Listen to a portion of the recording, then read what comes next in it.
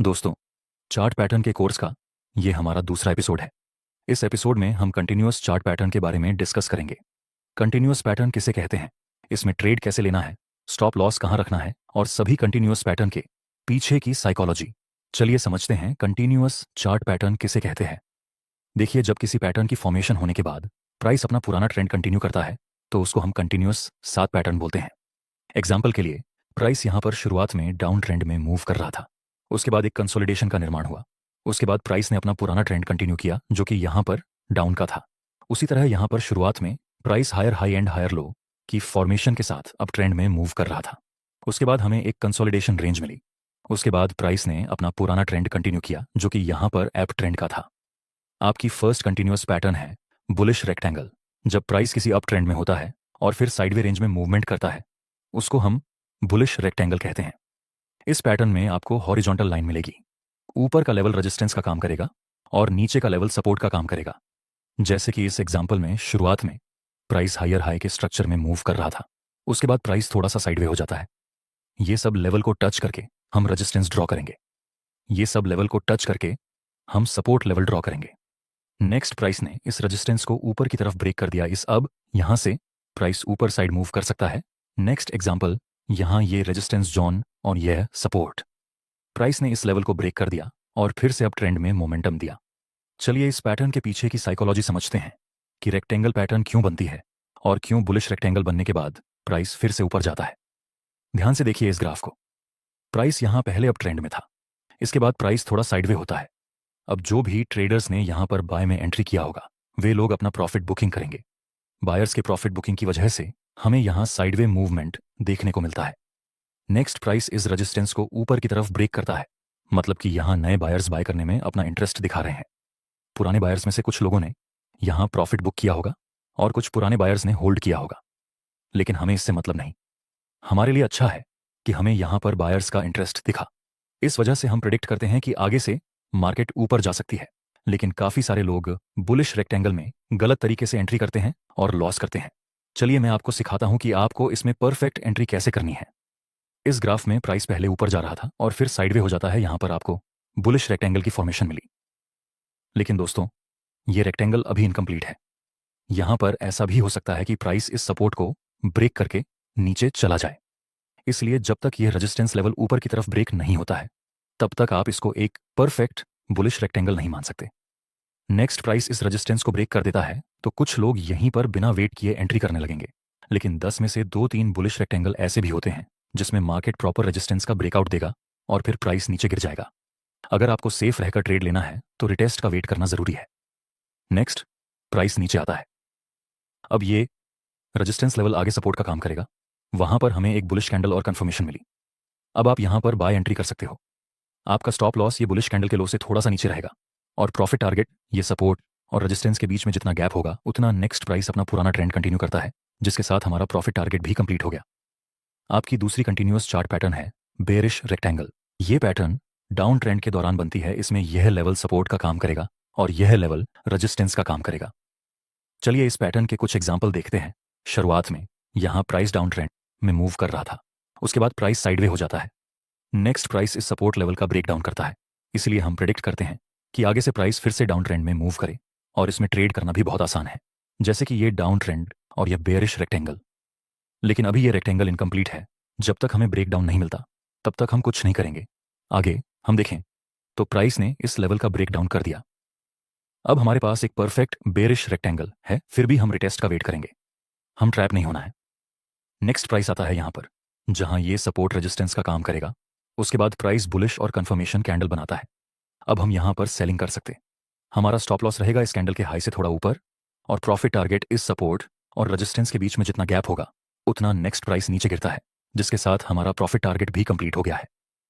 चलिए मैं आपको एक टिप्स देता हूं। अगर बुलिश और बेरिश रेक्टेंगल की रेंज ज्यादा लंबी हो तो आगे का मूव बड़ा हो सकता है। आपकी तीसरी चार्ट पैटर्न है असेंडिंग ट्रायंगल। इसमें एक हॉरिजॉन्टल रेजिस्टेंस होता है और एक बुलिश ट्रेंड लाइन, जहां हर बार प्राइस हायर लो बनाकर ऊपर जाता है।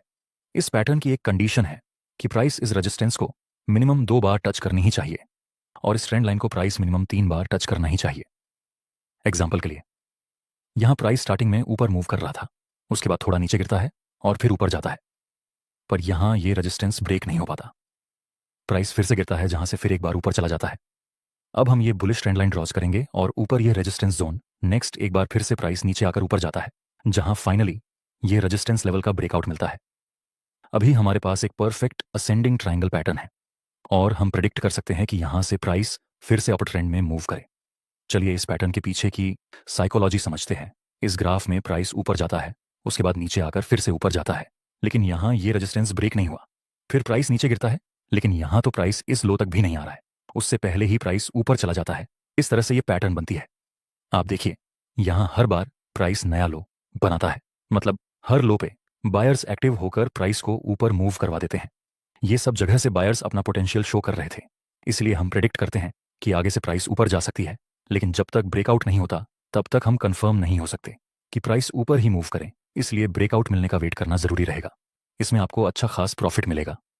कैसे? चलिए समझते हैं। यहाँ प्राइस स्टार्टिंग में अपर ट्रेंड में था, उसके बाद हमें असेंडिंग ट्रायंगल की फॉर्मेशन मिली। नेक्स्ट ये रेजिस्टेंस का ब्रेकआउट हो गया। हम यहाँ रिटेस्ट का वेट करेंगे, आगे प्राइस थोड़ा नीचे आती है। इस लेवल के पास हमें बुलिश कैंडल का सिग्नल मिला। अब हम यहाँ पर बाय कर सकते हैं। हमारा S12 रहेगा इस बुलिश कैंडल के लो के नीचे, और प्रॉफिट टारगेट के लिए ये रेसिस्टेंस और ये लो के बीच में जितना गैप होगा उतना रख सकते हैं। नेक्स्ट प्राइस हमारी डायरेक्शन में मूव करता है। आपकी नेक्स्ट पैटर्न है descending triangle. Ascending triangle up trend में बनती है और डिसेंडिंग ट्रायंगल डाउन ट्रेंड में बनती है, जिसमें ये लेवल सपोर्ट का काम करेगा और ये ट्रेंड लाइन रेसिस्टेंस का काम करेगी। इस पैटर्न में भी प्राइस इस रेसिस्टेंस को मिनिमम 2 बार टच करना चाहिए और ट्रेंड लाइन को मिनिमम 3 बार टच करना चाहिए। जैसे कि यहाँ प्राइस नीचे आ रहा था, उसके बाद प्राइस फिर से थोड़ा ऊपर जाता है और नीचे गिरता है, फिर से प्राइस एक बार ऊपर जाता है जहाँ प्राइस इस लेवल के पास भी नहीं पहुंच पाता और पहले ही रिवर्स हो जाता है। इस तरह से इसमें प्राइस हर बार लोअर हाई बनाकर नीचे गिरता है। हर लोअर हाई के पास बायर्स अपना पोटेंशियल दिखा रहे हैं, इसलिए हम यहाँ पर प्रेडिक्ट करेंगे कि आगे प्राइस नीचे गिर सकता है, क्योंकि हर पिछले हाई में सेलर्स का पोटेंशियल देखने को मिलता है। लेकिन जब तक ये सपोर्ट डाउन साइड में ब्रेकडाउन नहीं होता तब तक ये पैटर्न इनकम्प्लीट ही रहेगी। So wait for any perfect breakdown. Next price इस सपोर्ट का ब्रेकडाउन करता है। अब हम बोल सकते हैं कि यह एक परफेक्ट डिसेंडिंग पैटर्न है और आगे प्राइस नीचे जाता है। चलिए समझते हैं इसमें ट्रेड कैसे लेना है। देखिए, हमारे पास एक डिसेंडिंग ट्रायंगल पैटर्न है जहां प्राइस 2 बार इस सपोर्ट को टच कर चुका है और 3 बार रेसिस्टेंस को टच कर चुका है।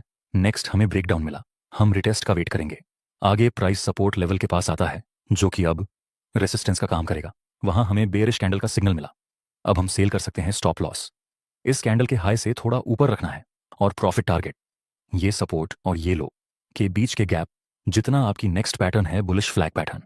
जब अब ट्रेंड के दौरान प्राइस थोड़ा रिट्रेस करता है और जब इसमें हमें कुछ इस तरह से 2 ट्रेंड लाइन मिले तब ये फ्लैग पैटर्न कहलाएगी। ये पैटर्न फ्लैग जैसी दिखती है, इसलिए इसका नाम फ्लैग पैटर्न रखा गया है।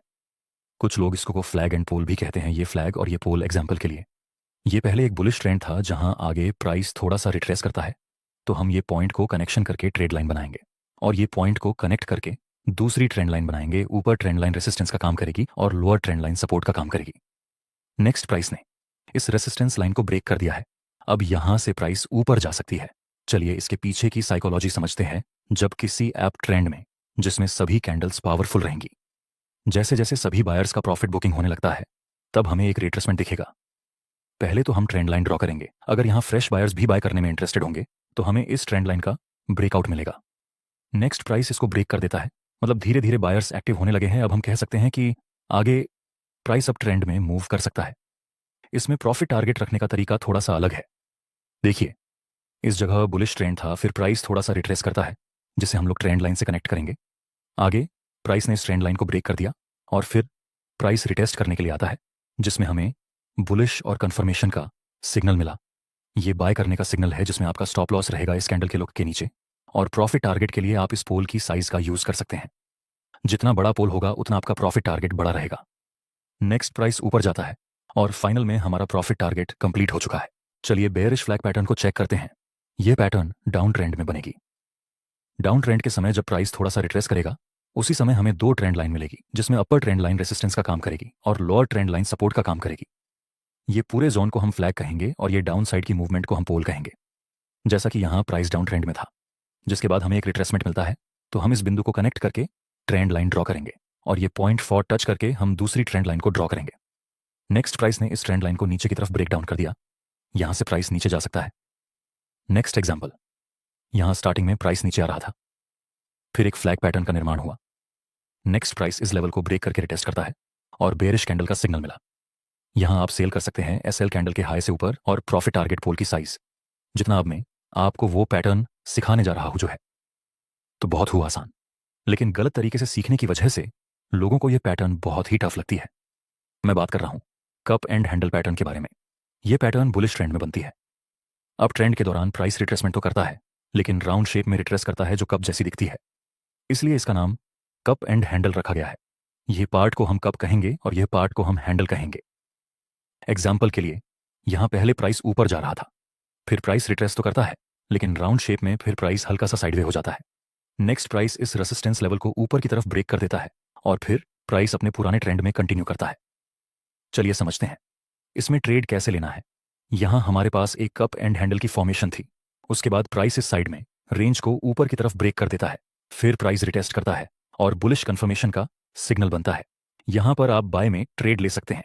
इसमें आप प्रॉफिट टारगेट ये कप के बॉटम और इस रेसिस्टेंस के बीच में जितना गैप होगा उतना रख सकते हैं, और स्टॉप लॉस इस कैंडल के लो से थोड़ा नीचे। आपकी नेक्स्ट पैटर्न है इन्वर्टेड कप एंड हैंडल। ये पैटर्न डाउन ट्रेंड में बनेगी। In short cup and handle का उल्टा होगा इन्वर्टेड कप एंड हैंडल।